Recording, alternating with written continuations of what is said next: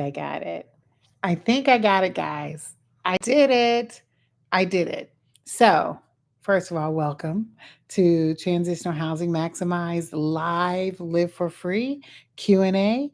We are coming on live today to talk specifically about some questions that many of you have submitted to me related to transitional housing. So, if this is your first time, go ahead and put in the chat, hi, this is my first time, never been on your show before, never been on your school community. This is my first time hearing you.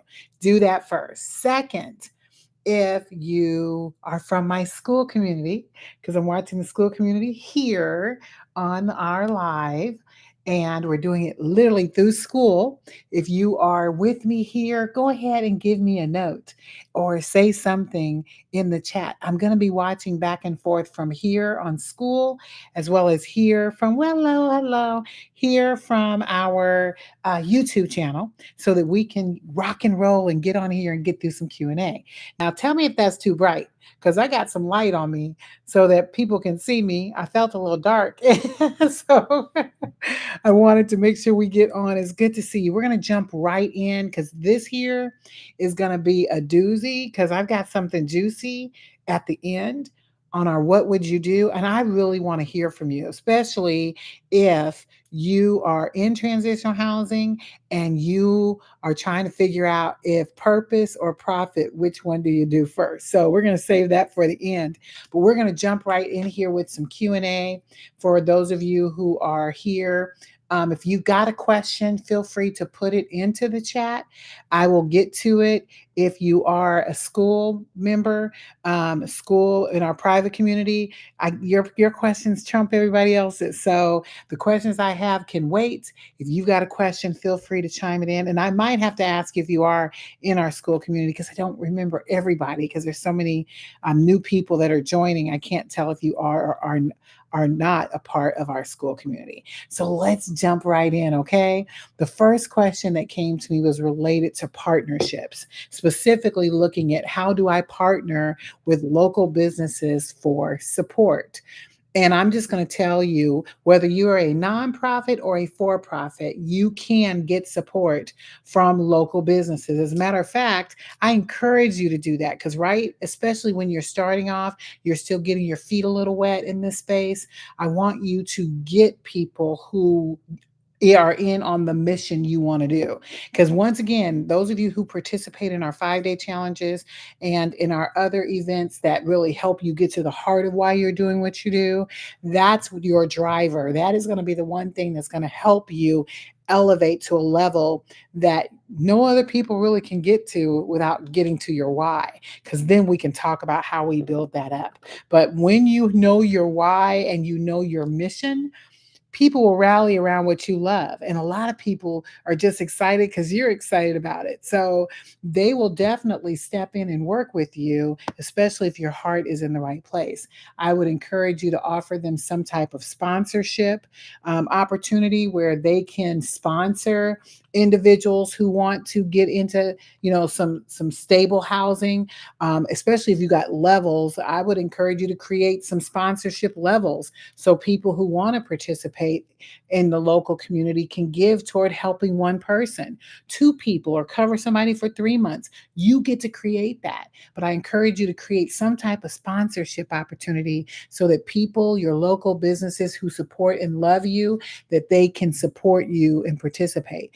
Other ways that they can participate is maybe on your documentation, on your flyers, on things like that, where you might have at the bottom people who support you, people who are working with you. People like having their name attached to that. And I love when I make a list of all the people that I know who have businesses. Those are the first people I'm going to reach out to. Why? Because they know me.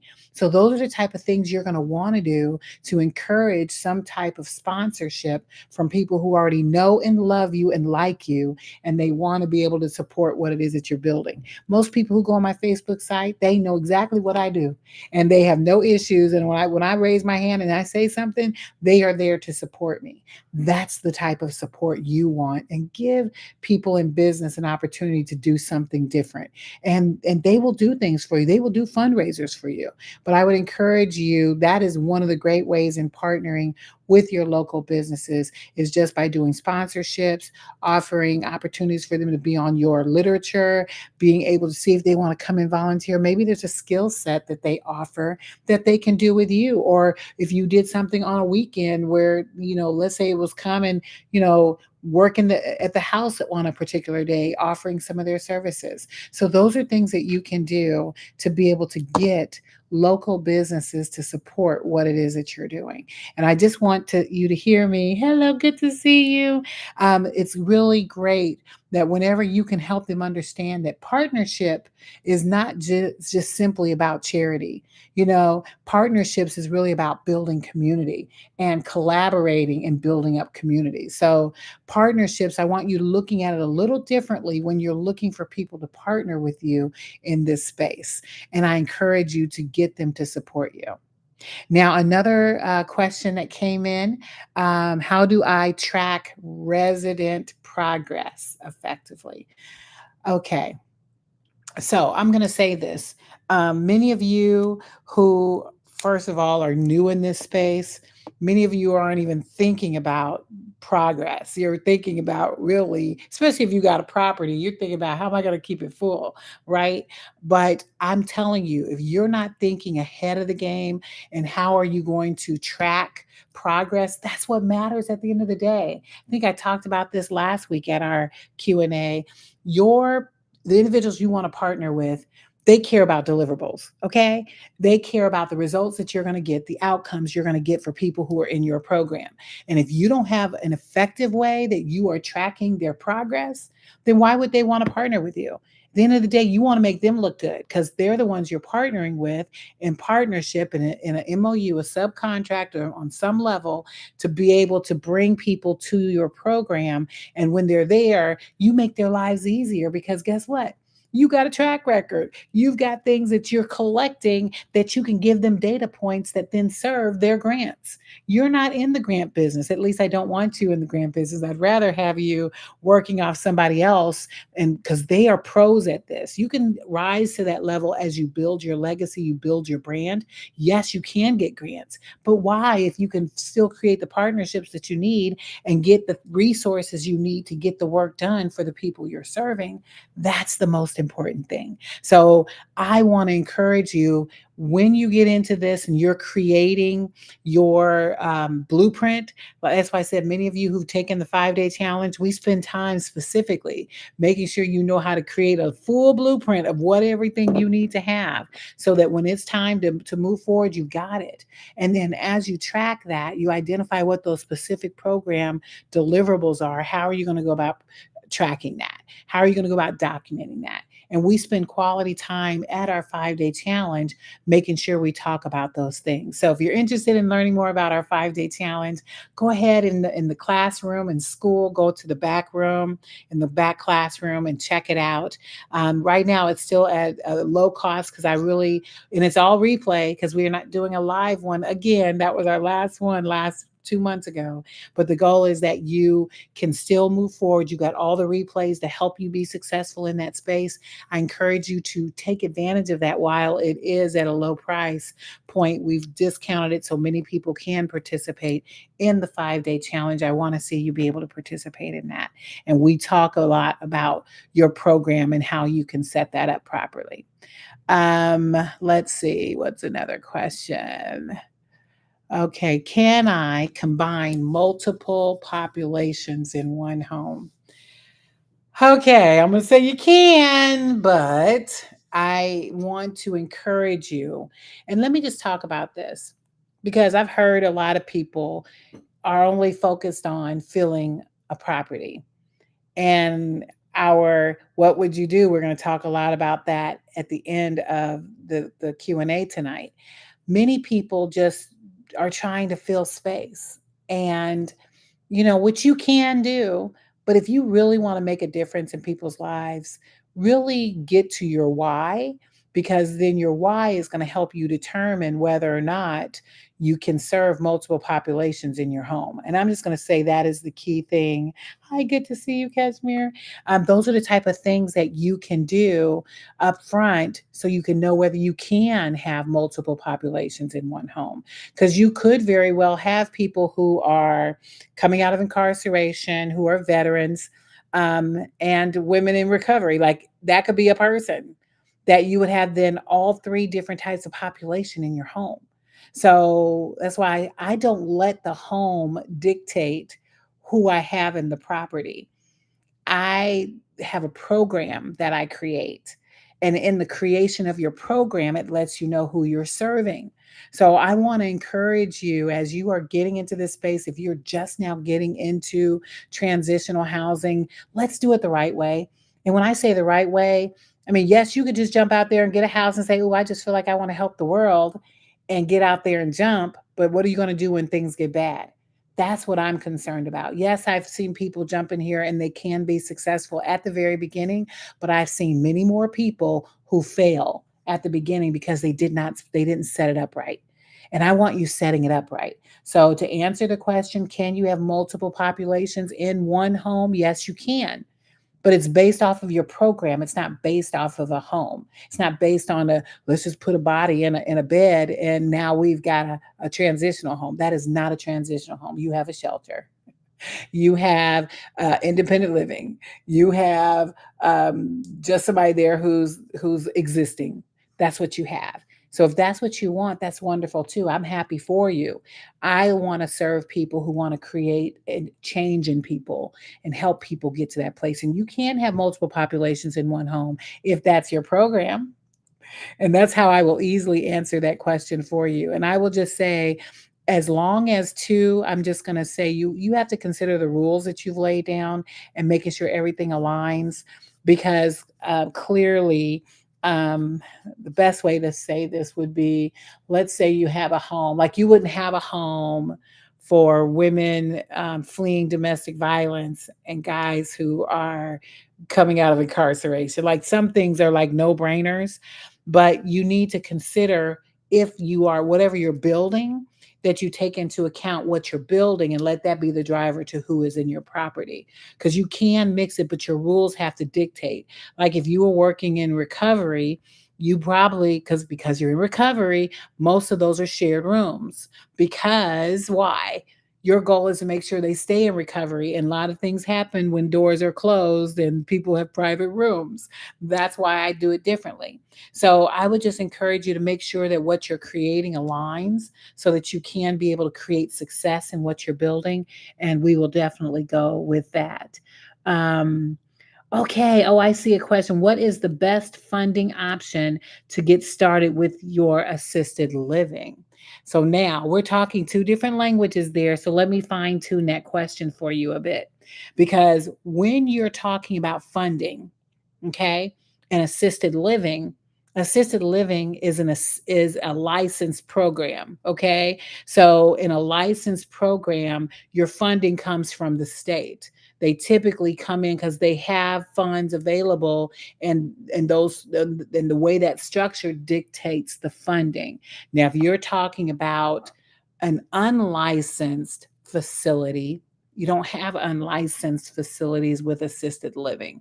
At least typically, they are licensed with the state because you are providing assistance for individuals who are dealing with some form, who need some help with someone with disabilities, someone who may need medication. All that stuff requires a license. So that's where that funding comes from. Now, if we were talking about just some type of unlicensed facility, which I love being able to create funding options, and I never say, this is the best option. What we do is we create a layering of funding so that when it's time for you to actually execute your blueprint, what you're creating, you know exactly where the funding is coming from. And we have a series of steps that we follow for that just to make sure it's layered properly. Because what you don't want to do is to rely on one source for funding and then that funding goes away and then what? you're stuck like Chuck. So I don't want you stuck like Chuck. I definitely want you to be successful, Sabrina. And I don't think, Sabrina, you've been in any of our classes. I do know you're in our school community, I think. And if not, join, because in there we talk about our 5 day challenge. We create a beautiful blueprint for you to know exactly how you are structured day one. And I want you to be successful. Okay, great question. Okay, another question that we got. I want to make sure I've got nothing over here. Okay, perfect. All right, another question that came in was related to a board of directors. Now we've got 10 minutes. I want to make sure I got enough for our what would you do at the end. I've got three more questions. So let's get in. So the question is, how do I create a board of directors that actually helps? So let me level set some things. At least typically when you're talking a board of directors, you're talking about a nonprofit, right? And if you've decided you want to have a nonprofit, because I could talk to you all day long about why you should have a for-profit business because you want to create legacy. If you have a board of directors, typically that board of directors follows a nonprofit, which is not owned by you. You only serve on that board, or you serve on that board as probably the executive director, but it's not owned by you. You can't create legacy in a nonprofit. So when you create your board of directors, your goal is to create it where it helps. Like I was the first, when I created my nonprofit, I had, let me see, I had my husband, I had two of my best friends, always on my board. We that's how we structure it. We don't think about who to have that's intentional around our board. But if you really want to be successful, I want to encourage you, and you want to have a nonprofit, then I'm just going to encourage you to recruit people with diverse skills that you need. For instance, if you know you don't know how to write grants, then getting somebody who knows how to write grants to be on your board would be a good play, because that's, you need grants, and you want to be able to have someone who can help drive that to a space where you could do what you need to do.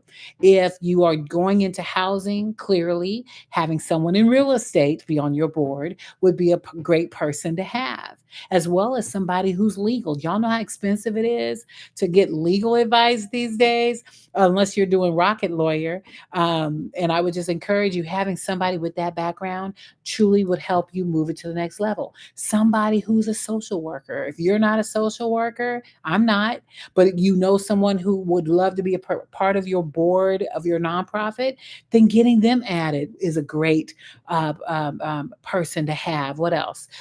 Accounting. Oh my gosh. I'm just going to tell you, having somebody that understands how nonprofit funding and nonprofit financials works is critical to your success. So having someone who can do that, that is how you think through who to add to your board, because once again, they're the ones who are going to help pivot you, and they're doing a volunteer work for you. So choosing the right board is important. But let me stress again, if I don't stress enough, I understand you want to have a nonprofit. You might already have one right now, but I can tell you on this hand how many times I've utilized my nonprofit. Okay, you see that? What is that? Okay, so when you want to create legacy and something you pass on in legacy, that is best served as a for profit. And we could talk in detail about how that would work. So, definitely, I just want to say, I hope I answered your question on who you can put strategically in there. Got 7 minutes, and I'd leave another question in the group here. How do you go about obtaining property for a transitional center for young women, prison reform nonprofit? So, that is a big question, Kashmir. I'm excited that you asked it. Property from the city. Property from the city. So, let me just say this. Okay, how do I best say this? Because I got all our, like when we got into this work, all the properties that we did through the tax sale, because we live in in a county where the moment that you get a property in the tax sale, it's confirmed that property's yours. You didn't have to wait a year like some counties require. So that's how we actually got into getting properties, because we had some capital, because capital was coming in so quickly. We were able to go pick up properties as we went and built, and it built up to a large, very large. But if you're getting new in this space, I'm going to encourage you to go the other way, just to look at if renting would be an option for you. A lot of things that dictate that is your area where you live. So that's why I say I can't just blanket, because it does depend on where you live. Oh, do you have a video on how to go about obtaining property? Yeah, I mean, yeah, we could create one if we don't have one, because we talk about this all the time, and I don't mind doing that for you so that you can understand how you would go about obtaining property. I think I do have something. If you do a search on the tax sale, I talk about that in great detail, even talking about that. So do a search in my videos. Just do a search that says tax sale, because I think I talk about that, how we acquired the properties in one of those. So that should be able to help you. And then if not, we could touch base in our school community, because I think, Kashmir, I think you're in my school community. So hit me up. I'll see where I can point some things at you so that you can move forward. Okay, we got 5 more minutes. I got two more questions, but I think I can get it in. Um, okay. Okay. Okay. How do I stay compliant with fair housing laws? So let me just say here, y'all, I am going to clearly say that when you're dealing with fair housing, you, first of all, cannot discriminate. You want to avoid that at all costs in your screening. And that means you cannot deny people for their race, their color, their religion, their sex, national origin, disability, and familial status. You cannot do that. But let me say this: if your property is for individuals who have to register as sex offenders, can you have children there? No, you cannot. You have a program. So there is some leniency that you have there, but hear me clearly. We cannot outright discriminate just because we don't want a certain population there. It has to make sense. So I say all the time that in order to stay compliant, make sure everything is detailed properly. Because what you don't want is a charge against you for violating fair housing. That holds a hefty fine if they find that you are discriminating, and we're talking thousands of tens of thousands of dollars that you're fined for violating that. And sometimes, depending on um, what you are providing as your program and your services, they can require you to make reasonable accommodations. Specifically for service animals, for example, you would have to probably accommodate for that unless there's a reason. And I've had people ask me all the time, well, I got a service dog or I got a service cat, and they can provide you documentation to show that, and you accommodate for that. Now, if you have residents with allergies and things like that, that's a whole nother ball of wax. So the goal is that you make sure that if there are some specific deal breakers in the people that you are currently having in your program, that you follow it to the letter, that it's documented in all of your paperwork, because those are the things that will save you later. We talk about that also in our 5-day challenge, because my goal is that people have legal and compliant properties. We're not going to have you just hang a hat on a property and say, oh, well, this is covered by, this is a protected class. No, you don't just operate that way, because there's things that will still get you shut down. And I want you compliant. And this is one of them. And you violate fair housing laws, you will be fined. And it's pretty hefty. So hopefully that answered your question related to that. Do you think it's best I purchase instead of getting from the city? So if I had to choose, because it does depend. I can't remember if you're from here in St. Louis or not, Kashmir. Because St. Louis is one of the best states, best county, St. Louis City, to find property at a very low cost. I can honestly say that, you just have to weigh it and see what's best to consider. I've seen where renting looks good. I see where buying looks good. I see acquiring a property through the tax sale. I've seen being creative. There's so many different ways you can slice that. And I like to let the where you're located, be a driver on how we would determine that. So I would encourage you, Cashmere, reach out to me so we can talk through that. I don't think we've had our talk yet, our 15-minute free consultation. Maybe we can make that a topic of conversation. So I apologize. I'm going to get to one last question because I want to make sure we cover this. And I love the chats. This is the type of stuff I live for. Remember the what would you do? Oh my gosh. I am excited. This year was probably one of my most exciting posts. And I'm going to spend a little more time and go over a little bit because I want to set it up right. So, for those of you who are in the community, we had a what would you do where, and I apologize, I typically have it up, but I didn't get it up today. What would you do? This one was called Purpose or Profit First. And this came up because I follow several different people who are in this space because I like to know what other people are talking about. And the conversation that I heard was that you need to focus on profit first because don't think about who you're going to put in, think about profit first. And I was like, I don't think that's a fair answer because I think there's so many missing parts there. But I gave my little 2 cents and I was like, well, let me just see what everyone else thinks because I was curious what other people thought. So the what would you do says purpose or profit first. It's time. Da, da, da, da. Okay, so this is the scenario.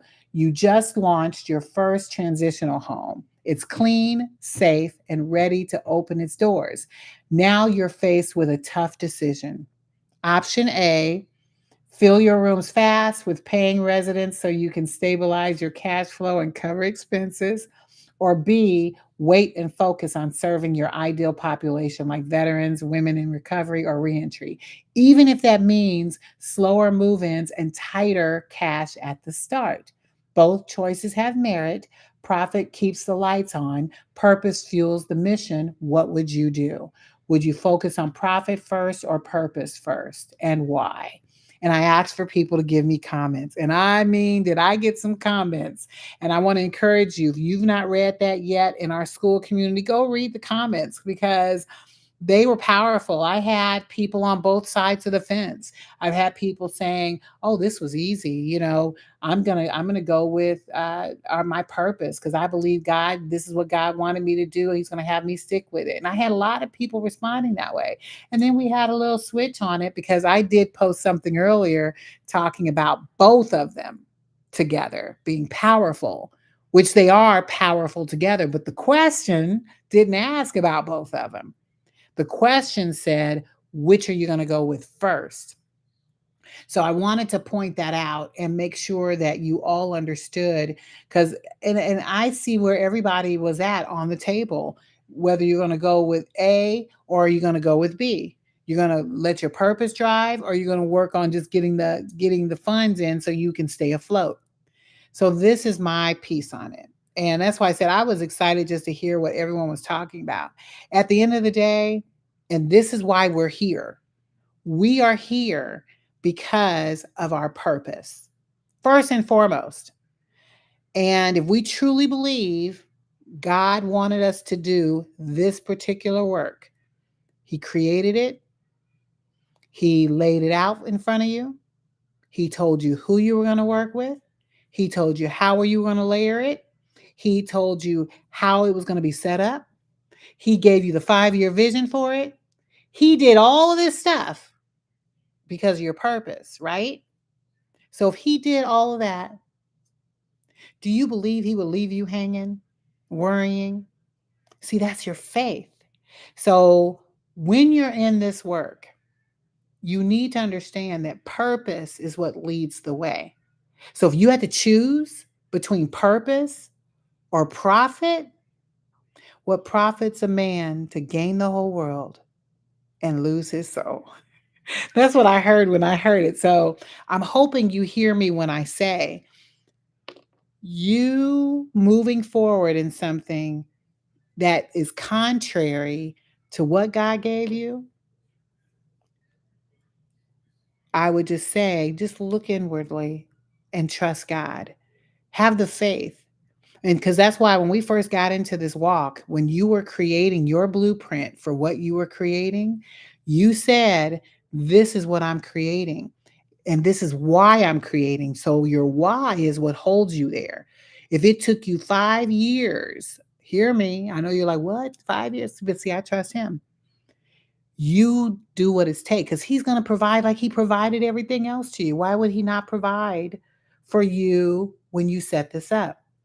And I need you to look at the flip side. Let's say you did go for profit first and say, you know what, Lord, I trust you, but I got this, and this bill coming due. And I need to just fill this until this happens. Now you got this person in the house, right? He's coming, he came with money.